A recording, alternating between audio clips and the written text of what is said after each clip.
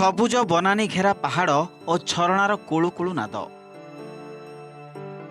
प्राकृतिक सौंदर्य भराई दृश्य हेउछि जाजपुर जिला सुकिंदा अंचलर अशोकझर पर्यटन स्थलीर पहाड़ शीर्ष अशोक वृक्षमूलू झरणाटी बाहरी एहाकु अशोकझर नामित कर पहाड़ उपरे पूजा पाउछंती मां अशोकेश्वरी। प्रकृतिर यह सुंदर मनोरम दृश्य को उपभोग करने लगी प्रतिदिन एठाकु हजार हजार पर्यटकों सुओ छुटुछि। बहुत दिन रू जाजपुर को अशोकझर गोटे पर्यटन स्थली बोली मान्यता मिली।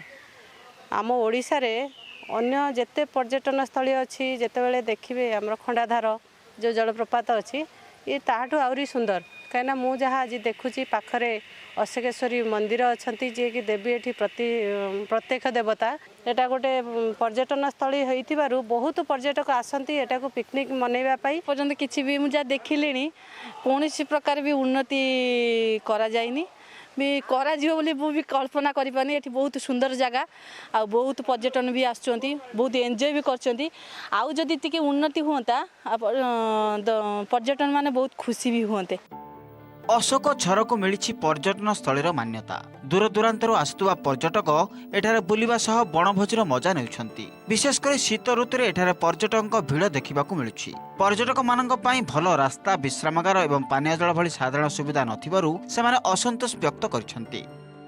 ये ठाकुराणी प्रसिद्ध ठाकुराणी जी जो प्रकार कामना करे जो मनोभाव जी आसे तार फलाफल से भुगिक जाए ये तेणु यार सौंदर्य हो केवल मैंने जो पहाड़ 1000 फुट ऊपर पानी बाहर 3000 फुट खोल भी पानी बाहर यहाँ हूँ जंगल परिवेश को झरणाटा मनोरंजन कर बहुत दर्शक ये आसिक समागम होती है। बोटानिकल गार्डन कहते स्प्रिंग कहते ये कहते माने very good that picnic spot तेणु से तुलन जाती सुविधा किसी ना तेणु ये निहाती यात्री निवास दरकार कि 500 दरकार विश्रामस्थली दरकार सब किसी ना पानी जल सुविधा ना। प्राकृतिक सौंदर्य भरपूर अशोकझर पर्यटन विभाग यार भित्तिभूमिर विकास सांग को अन्य समस्या प्रति ध्यान देले आहरी अधिक पर्यटक आसी पारंते।